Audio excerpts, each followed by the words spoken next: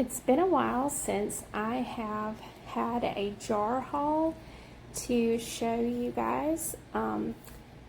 These jars I got in an estate sale this past weekend. So I'll show you what I got. I got 10 of these half pint jelly jars. This one is really cute. It just has fruit all around the sides of it. And then I got 5 of the crystal pattern, 4 of these little guys. There's 1 cur and 3 ball. And then this little jelly jar that, you know, is just a commercial jelly jar. But I love re-canning in these jars. I've never had a problem with the pop top creating a bad seal in any way. I love canning with those jars.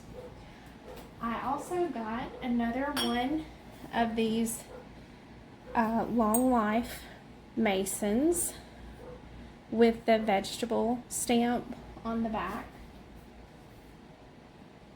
I got several of these guys. So this is pre-1975. It's missing the trademark. I got a couple of these perfect ball, perfect Masons. I'm not real sure on the date of these.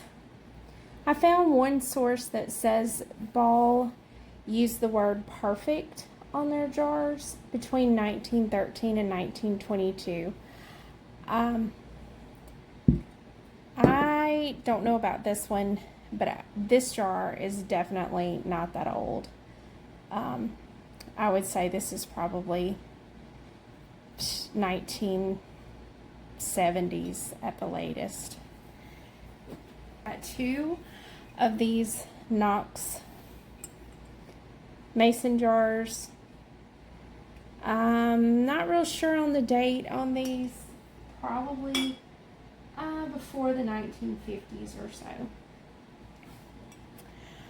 I got another one of these Atlas Masons with the HA symbol.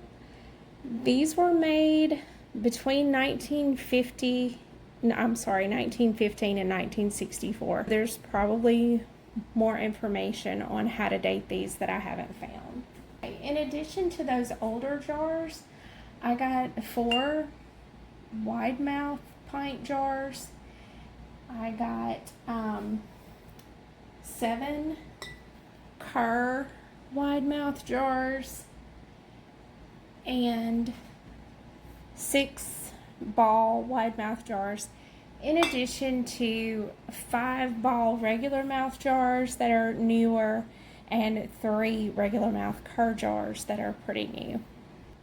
This guy was in the lot. Unfortunately, he does not have a lid. I took this wire off here to clean it, so I think this may be missing a piece, actually.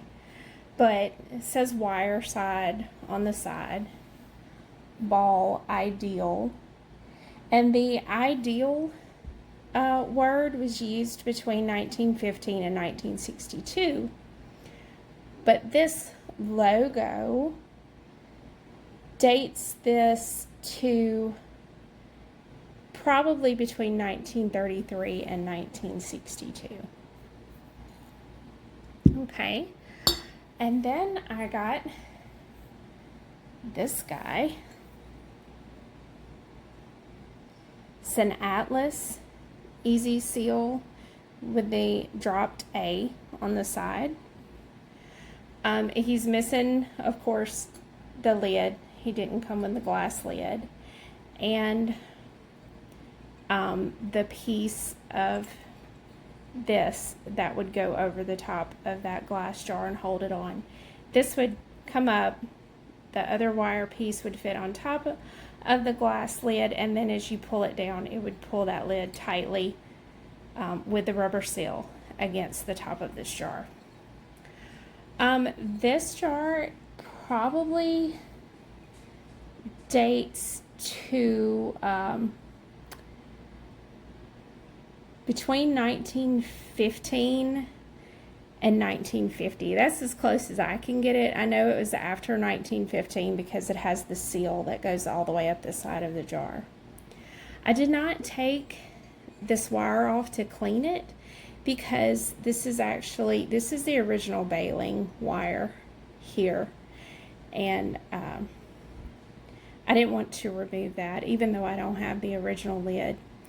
It has these really great bubbles that you can see all through the glass.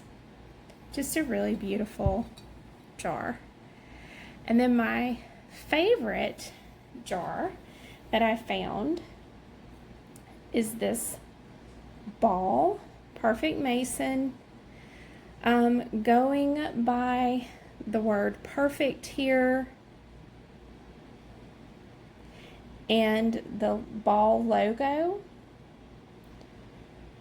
This jar is probably made between 1915 because again it has this seal all the way down the side of the jar. So between 1915 and 1923. That means this jar is most likely more than 100 years old. And it's this beautiful blue color. It has a lot of little tiny bubbles all through the glass. It's kind of harder to see on this one. And it has a very obvious blemish in the glass here. Just really, really pretty. So I got 55 jars. If you include the 3 that I will most definitely not use for canning, but all of the jars that I probably will use for canning, including, like, I don't have a problem using this jar for canning even though it's old. There are no blemishes in the glass that would make me think that this jar would not still hold pressure. I'll probably use them for water bath canning, but I'll still use them. So 52 usable jars, and I paid $31 for everything. So that comes out to about 60 cents per jar.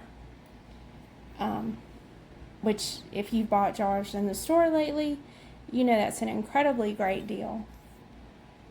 And that means that I got these guys for free. All right, happy thrifting.